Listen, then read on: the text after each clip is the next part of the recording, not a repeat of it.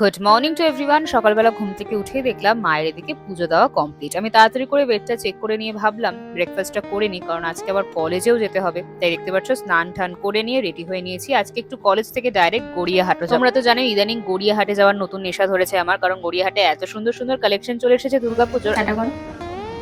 Tata.